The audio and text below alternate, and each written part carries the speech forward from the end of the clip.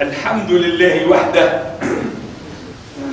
نحمده ونستعينه ونستغفره ونعوذ بالله من شرور أنفسنا ومن سيئات أعمالنا. من يهدي الله فهو المهتد ومن يضلل فلن تجد له وليا مرشدا. وأشهد أن لا إله إلا الله وحده لا شريك له، وأشهد أن سيدنا ونبينا وحبيبنا ونور قلوبنا محمد رسول الله جاء بالحق بشيرا ونذيرا بين يدي الساعة. من يطيع الله ورسوله فقد رشد، ومن يعص الله ورسوله فقد غوى، وما يضر الله شيء، وسيعلم الذين ظلموا أي منقلب ينقلبون. ضرب الله مثلا للذين كفروا امرأة نوح وامرأة لوط كانتا تحت عبدين من عبادنا صالحين فخانتاهما فلم يغنيا عنهما من الله شيئا وقيل ادخلا النار مع الداخلين. وضرب الله مثلا للذين آمنوا امرأة فرعون إذ قالت رب ابن لي عندك بيتا في الجنة ونجني من فرعون وعمله ونجني من القوم الظالمين. ومريم ابنة عمران التي أحصنت فرجها فنفخنا فيه من روحنا وصدقت بكلمات ربها وكتابه وكانت من القانتين. يا أيها الذين آمنوا قوا أنفسكم وأهليكم نارا وقودها الناس والحجارة عليها ملائكة غلاظ لا يعصون الله ما أمرهم ويفعلون ما يؤمرون. يا أيها الذين آمنوا توبوا إلى الله توبة نصوحا. يقول تعالى في كتابه العزيز بعد أعوذ بالله من الشيطان الرجيم بسم الله الرحمن الرحيم كمثل الشيطان إذ قال للإنسان اكفر فلما كفر قال إني بريء منك إني أخاف الله رب العالمين فكان عاقبتهما أنهما في النار خالدين فيها وذلك جزاء الظالمين. صدق الله العظيم. سورة الحشر. هذه الآية العزيزة، هذه الآية هي للمؤمن، المؤمن الذي يعي معنى الإيمان بالله، الذي يعي معنى اتبعوني قل إن كنتم تحبون الله فاتبعوني يحببكم الله. هذه الآية هي للمؤمن الذي يدعو في كل صلاة ويقول اهدنا الصراط المستقيم. آية بحجم أن المؤمن مطالب بالتدبر، ما فيهاش إشكال كبير، إنما هي توضح العلاقة بين الإنسان المؤمن إذا كان يبقى وحده منفرد. إنسان يبقى وحده هناك من يسيطر عليه سيطرة غير عادية. الشيطان لعنه الله هو العدو اللدود للإنسان، لأن الإنسان له سلوك يقوم به فيه تشريف، فأراد هو أن ينال هذا الشرف. إبليس لعنه الله هو الذي جعل كل مشاهد القيامة التي نقلها لنا رسول الله صلى الله عليه وسلم هو المساهم في الإضرار بالإنسان. لأننا في الأسبوع الفارط ذاك العمل لإنسان قد ظلم نفسه، إنسان قد ظلم نفسه. ظلم الإنسان لنفسه هي طاعته لإبليس. الشيطان أصر على أن يخضع الإنسان لمشيئته وإرادته، وأقسم أمام الخالق،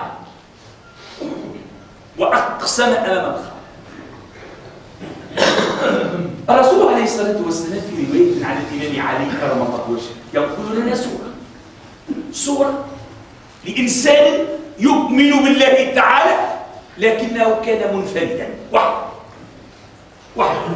إنسان لو يبدأ وحده ينهشوه الذيوب، ينهشوه ياكلوه لأنه وحده مهما بلغ درجة من الإيمان. والرسول عليه الصلاة والسلام يحثنا باش يكون للمسلم علاقة هو المسلم اليد في اليد باش ما يتفرجش يمينيه، لأنه ينتصر عليه يضربه. سيدنا آدم عليه السلام كل ما في الكون كان عنده إلا هيك. وشفتوا وتعرفوا كلكم ماذا فعل إبليس اللعين بآدم في مكان من المفروض أن يكونوا الزوج مطيعين لله سبحانه وتعالى. أحد الرهبان، الرسول عليه الصلاة والسلام يقص قصة أن أحد الرهبان 60 سنة وهو يتعبد، ما استطاع إبليس أنه كما نقولوا بلغتنا التونسية باش يحرك له شعره. أنا نموت، أنا مش موت. فطلب إبليس من أعوانه من يقدر على هذا الراهب. قال أحدهم هنايا عندي أنا، خدمتي أنا، قال نظم الأمور. فذهب إليه في صورة رجل يطلب العلم والمعرفة وكيفية العلاقة مع ربه، لأن هذا الراهب يحب حد معاه. وقال له تخدمني نخدم، هو رفض. قعد يرجع ويرجع لين قبل أنه باش يعاشره مدة، وعاشره مدة طويلة إلى أن اطمأن له. قال هذايا بتاعي، هذايا يعرف، وهذايا متربي على يدي. لكن هذا الشيطان لعنه الله كان له دور رئيسي، هو إغراق الإنسان في مواطن لا يرضاها الله تعالى. مشكلة إبليس الرئيسية شنية؟ هي السجود. السجود اللي فيه ماذا؟ فيه شرف وتكريم. السجود هي حالة من الحالات التي يقوم بها الإنسان إما بالانحناء أو بغيره، تعبر عن التذلل للخالق، لكنه في الشرع السجود هو وضع الجبهة على الأرض وفيها تكريم للإنسان عن سائر المخلوقات. فالإنسان عندما يسجد وينزل وهو واقف فهو في المواقع العليا عند الخالق تعالى.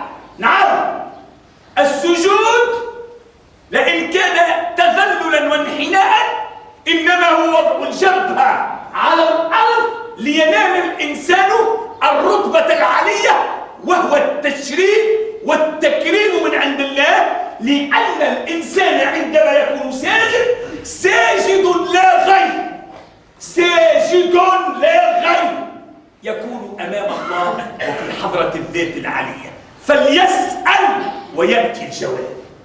إبليس لعنه الله يريد هذا. لما شرف عليه آدم عليه السلام ما حبش، فكان حكمه حكما منه هو. قال أنا خير، هذاك رأيه هو. فهذا الشيطان المسؤولية بتاعه السجود. كيف ينال الإنسان هذا الشرف وهذا التكريم وهو ما ينالوش؟ فعاشر هذا الرجل مدة طويلة، ولكن الراهب لم يلاحظ على هذا الخادم اللي معاه حتى شيء إلا الطاعة والاستسلام والسلوك الحسن والعبادة. وإذا كان الآخر يبدأ يرقد ويقوم يتعبد، قام بكل الأعمال التي أوحت إلى أو التي جعلت في نفس ذلك الراهب أن هذا الخادم صالح لا محالة، بل إنه يفوقه علما. في المدينة كان هناك 3 إخوة وعندهم أختهم، وهما كما نقولوا من أعيان البلاد، هم من الأثرياء بتاع البلاد. فجاء هذا الشيطان الذي يعاشر الراهب وضرب في هذه البنت كما نقولوا مس من الجنون، هكا كما نقولوا احنا بلغتنا توا، يعني ماسكوا جني. وانه كان رجال من الانس يعوذون برجال من الجن فزادهم رهقا، موضوع اخر هذا. ولكن البنت اصبحت غير عاديه، فجاءهم لهؤلاء الاخوه، جاءهم في صوره انسان واعلمهم بان الراهب فلان في المنطقه الفلانيه قادر على ان يشفيها. ذكروا نجم إبراهيم وطبرا، يعاود لهم قالوا خلينا نمشيو، عرفوا رجل مستقيم يعني متعبد، فهزوا له اختهم وحكاوا له الحكايه، وبدات الرحله. الان وجد مدخلا هذا الشيطان لينزل بالانسان الى القاع، خلوه عنده. فوسوس له الشيطان أن يقع مع البنت، فحملت البنت. ما واحدة استفرد مين يزنلوا كما نقولوا احنا بالتونسي، فوقع في الخطيئة. بدأت الرحلة. إذا ما فادته لا 60 سنة عبادة ولا 70 سنة عبادة، لأنه وحده البداية بدات. فجاء إلى إخوتها الثلاثة في المنام وقال لهم راهو الراهب فعل فعلته وقتل أختكم ودفنها. قام في الليل، قام في الصباح، حكاو واحد قال راني حلمت حلمة ما نتصورها ساعة. قالوا له شنو حكينا بالحكاية؟ قالوا أنا راني كيف خوه الآخر، قالوا أنا كيف؟ يعني ما نمشيون مشاور، كذبوا صدقوا روحوا. فعاد لصنيعه للمرة الثانية فالثالثة بل أكثر من ذلك، وراهم في منامهم المكان الذي وقعت فيه الدفينة. وين الدفينة؟ في الصباح أحس هذا الراهب بالخوف. اش قال له؟ قال له راني أنا اللي عملت العملية وأنا اللي قلت له، ولكن مادامني انا وقعتك في هذه المصيبه ما نجم نمنعك انا. ما هكا ولا شيطان. نبداو قاعدين في الجامع رايدي ساكتي، لا تقرا في القران، لا تسبح، لا تعمل في حتى شيء، خاطرك نظيف. نجربوها الكل. بمجرد اقامه الصلاه وناخذ بالصلاه الدنيا كلها تجي قدام. الماء مش خالص والضوء مش خالص والكلام مش خالص واليتيود بتاع الوليدات، صح؟ هذا موسم، هذا هو يعني العباد لعنه الله. قال له انا نمنعك. قال له تمنعني. قال له انا نمنعك بشرط. ساو قال له تسجد لي. قال كان تسجد لي انا نمنعك وكون متهني، واذا ما تسجدليش برا براسك شويه. ما قلنا واحد مش عايش مع الناس. لو كان جاء عنده مجموعه وخيال وطيبين ويقفين معاه، ما هو لو حكى له حكى الله دبر عليه دابا راه ما وقعش في الغلط. سيدنا كان يحث فينا انه الانسان حتى كي يسافر ولا يمشي الى اي مكان ماذا بيه ما يمشيش وحده، باش على الاقل يديو في الطريق ويهم احدهما ان يقترف خطأ يمسك عن فعل ذلك الخطأ. إذا كان مش خشية من الله على الأقل حسوة من صاحبه. ريتوا كيفاش الصحبة الطيبة تجعل الإنسان يعبد الله بامتياز. قال له فوقع جدال بينهما. قال له تسجد لي أنا نبكي. قال شنو هما ثلاثة أخوات؟ أنا نهني يا أخي، أنا جبتها لك وأنا اللي عملت لهم وجابوا ولاد الله. فسجد له. لما سجد له قال له تبقى على خير. قال له شنو؟ قال له إني أخاف الله رب العالمين. بمعنى هذا السجود الذي فعله هذا الراهب هو طاعة المشرك أو طاعة الإنسان لإبليس. عندما أنت تسب أخوك المسلم طاعة الإنسان لإبليس يوقع بينهم العداوة. هذيك مهمته. المهمة بتاع إبليس ولو وشك البراني اللي قاعد في القهوة يرشد ولا اللي في الخمار، هذوكم لا يعنوا شيئا لإبليس. هاكم من تحصيل الحاصل. ما أنا مشكلته شكون؟ مشكلته أكل يدخل الجامع وقدم يده لساقه اليمين وقال بسم الله اللهم صل على محمد اللهم افتح لي ابواب رحمتك. هذاك اللي قال شكون اللي قال؟ احنا مقلقين الشيطان ابليس على الله. طبعا مقلقين ناس قاعدين في بيت الله يتذاكرون بينهم يجلسون يحفظون القران. هو هيك مشكلته الناس هذوك. اما الاخرين من تحسين الحسن. انسان ما يصليش متهني عليه، انسان يسب الدين متهني عليه، انسان يقول الكلام الخايب متهني عليه، انسان يعمل حاجه خايب متهني عليه. مشكلته اكل يجبد يقرا القران، مشكلته اكل يجي للجامع يصلي، مشكلته اكل يقابل اخوه المسلم يضحك له في وجهه يقول له السلام عليكم ورحمه الله، ابتسامتك في وجه اخيك صدق، يجيك تغيظه هو، لا ما تسكتوش ما تسالش عليه، يا هو خدمني خليه يبدا قبل، ريتوش يعملوا ايش بيخدم له انت؟ خليه يبدا قبل، هو يفعل هذا لعنه الله عليه، غايته ماذا؟ غايته ان يبعد الانسان عن الطريق السوي، لان الطريق السوي هو طريق الرسول صلى الله عليه وسلم الذي ما انتصر الا للانسان وما انتصر الا للامه التي تريد ان تكون الافضل تحت قياده رسول الله صلى الله عليه وسلم. فابليس لعنه الله قالوا الكثير عن رسول الله صلى الله عليه وسلم، غواه وما غواه. دعك من هذا الهراء، فهناك من يقول ان الشيطان الذي كان قرينا للحبيب عليه السلام اسلم. دعنا من هذا كله، فالرسول عليه الصلاه والسلام بنى الطريق السوي، السوي الذي لا يمكن للانسان الا ان يكون ظنه ليستطيع ان يتحصل على رضا الله سبحانه وتعالى.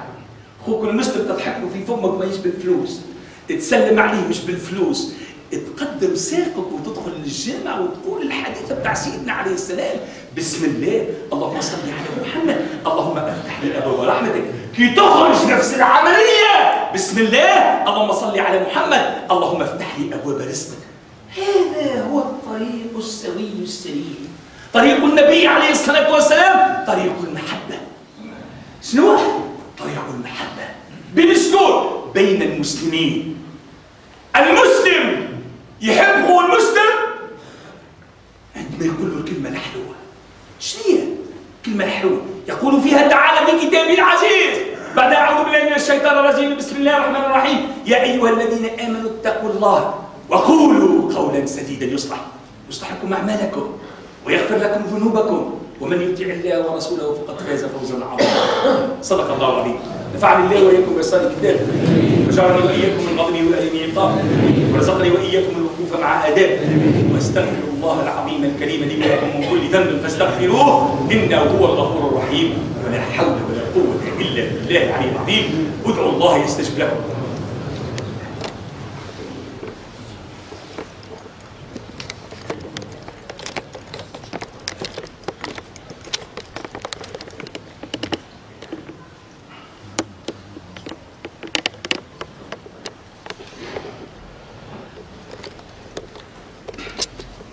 الحمد لله حمدا كثيرا كما امر، والصلاه والسلام على سيدنا ونبينا وحبيبنا ونور قلوبنا سيد البشر. ايها الاخوه الافاضل، اوصيكم ونفسي اولا بتقوى الله، فهي خير وصيه اوصى بها المسلم واخاه المسلم. ولنعلم جميعنا ايها الاخوه الافاضل اننا في شهر عظيم.